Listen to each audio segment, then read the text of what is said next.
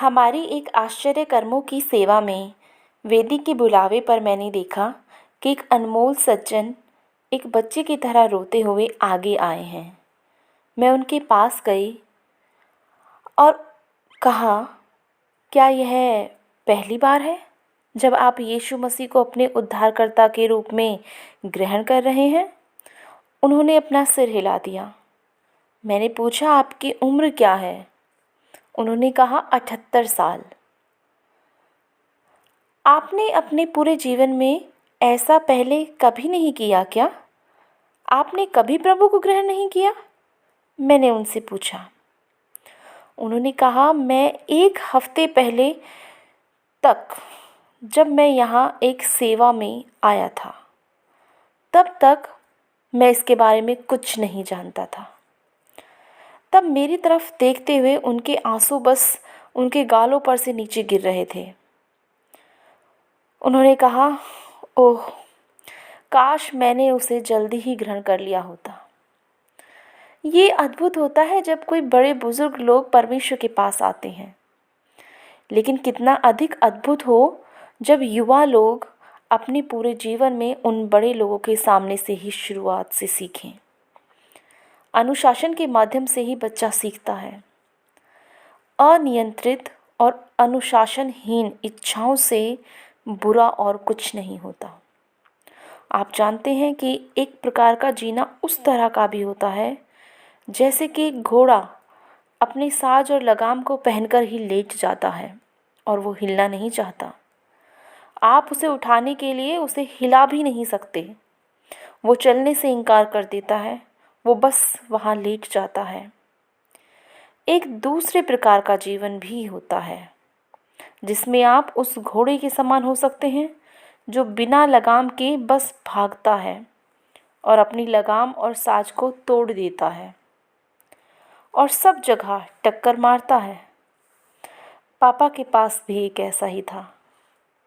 वह कभी नहीं जान पाए कि वो घोड़ा कब अपनी लगाम और साज को तोड़ने वाला था और कब नीचे सड़क पर जाने वाला था और 1 घंटे में 30 मील चला जाता था। एक अनियंत्रित और अनुशासनहीन घोड़ा। लेकिन ऐसा ही एक पुराना मिसौरी खच्चर पापा के पास भी था। जब वो नहीं जाना चाहता था तो बस नहीं जाता था।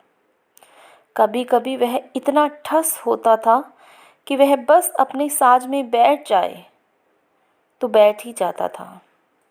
पापा के लिए तो दोनों ही स्थितियां बुरी थीं। पहली वाली उतनी ही बुरी थी जितनी दूसरी प्रचुर मात्रा में जीने के लिए।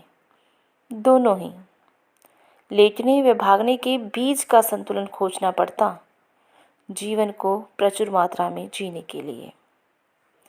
हमें रचनात्मक लेकिन अनुशासन वाला जीवन ढूंढना चाहिए।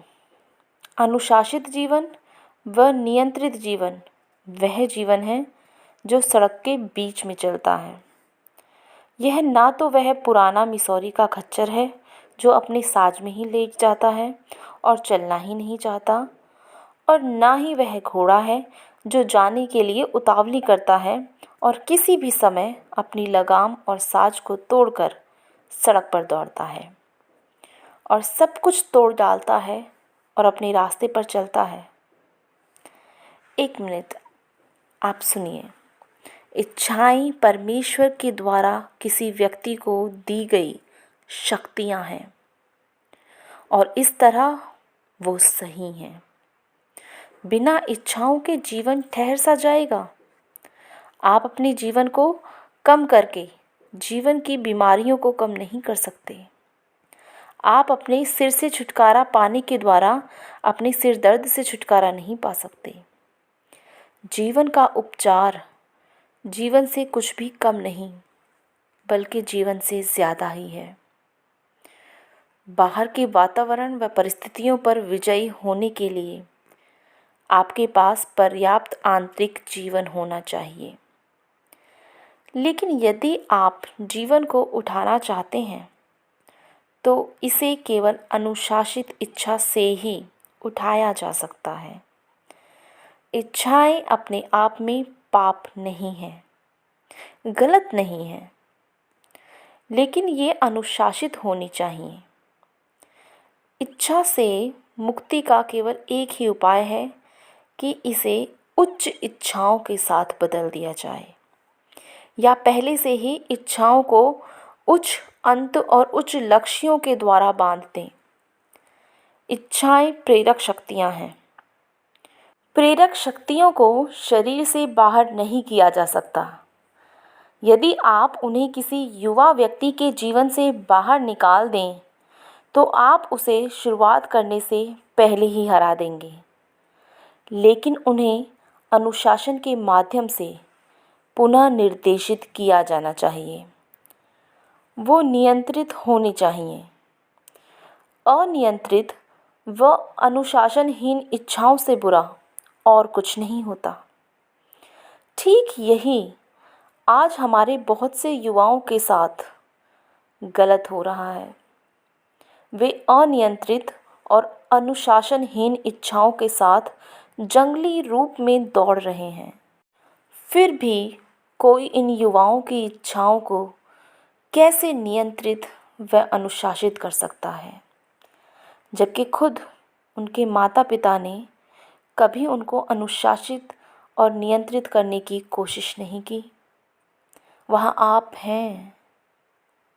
यह इतना गंभीर है कि यह इतना वास्तविक होता है कि कोई भी अनुशासित इच्छाओं के द्वारा राज कर सकता है या नाश हो सकता है। एक बच्चा, कोई भी बच्चा कैंडी बैग में से कैंडी खाने से तब तक नहीं रुकेगा जब तक कि उसे रोका ना जाए। उसको कैंडी पसंद है, आप उसे एक कैंडी से भरा बैग दे दीजिएगा, वह उसका हर एक टुकड़ा खाएगा उस बैग से निकालकर, जब तक कि उसे रोका ना जाए। मैं ओवन से निकलने वाले हर कुकी को खाती थी जब भी मेरी मम्मी उसे बनाती थी, जब तक कि मम्मी मेरे हाथों को थपथपा ना दें। वे जितने गर्म होते थे उनका स्वाद उतना ही अच्छा होता था। मैं उन कुकीज़ को तब तक खाती जब तक कि पेट में दर्द न हो जाता। तो क्या मैं अनुशासित नहीं थी? सबसे अच्छी चीज़ों में से एक जो आप अपने बच्चों को दे सकते हैं वो है अनुशासित होना। ये मैं एक माँ की तरह नहीं लिख रही हूँ, क्योंकि मैं कभी भी एक माँ नहीं हुई हूँ। मैं ये बातें एक बच्चे के रूप में साझा कर सकती हूँ।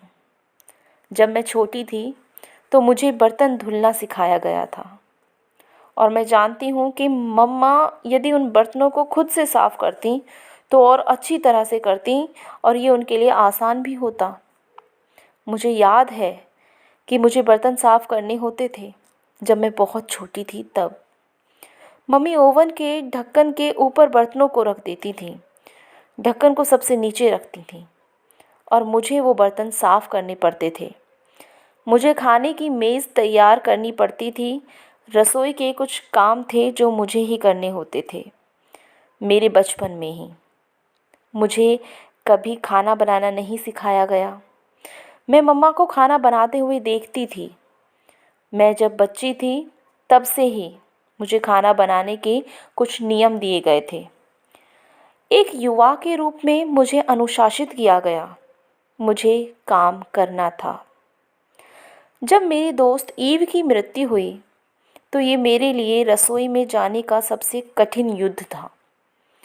जब तक ईव मेरे साथ थी तो रसोई में मेरा कोई हिस्सा या कोई जगह नहीं थी। उसने रसोई की देखभाल की। वह रसोई की रानी थी। मेरे बचपन के शुरुआती दिनों की वो बच्ची जिसके जीवन में रसोई ने कोई भूमिका नहीं निभाई, वो आपको इस बारे में क्यों आशीष दे, क्यों बताए? मैं दूसरे कामों को करने में व्यस्त थी। मैं प्रचार करने में रही थी। मैं सार्वजनिक मंच पर थी। मैं सार्वजनिक जीवन में थी। ईव के जाने के बाद जब मैं पहली बार घर में आई तो मैंने उस रसोई में अकेले खड़े रहने से अधिक पराजित महसूस अपने जीवन में कभी नहीं किया था। पहली चीज़ जो मैंने की, मैं स्वीकार करती हूँ कि वो था कि मैंने फ्रिज के पास में मैं गई और उसमें से खाने की हर चीज़ मैंने बाहर निकाली। मैंने फ्रिज को खाली कर दिया। मैं बहुत हार गई थी। हर चीज़ जो मुझे खाना लग रहा था, मैंने वो सब ख़त्म कर दिया और करीब 1 सप्ताह तक ऐसा ही रहा। और फिर एक दिन मैंने खुद के चेहरे को ध्यान से देखा और कहा, क्या तुम्हारा मतलब ये है कि तुम इतनी छोटी-सी हो गई हो कि एक छोटी-सी चीज़ तुम्हें हरा सकती है? मैं बाहर गई और मैंने पहली बार किराने का सामान खरीदा। मैंने खाना फ्रिज में रखा। मैंने कॉफ़ी बनाई। मैंने मसले हुए आलू बनाने सीखे। मैंने स्पेयर रिब बनाने पर विजय प्राप्त की। मैंने मेरा पहला हैम बनाया। और क्या आपको पता है, जैसे ही मैंने यह किया, मेरा प्रारंभिक प्रशिक्षण वापस आ गया।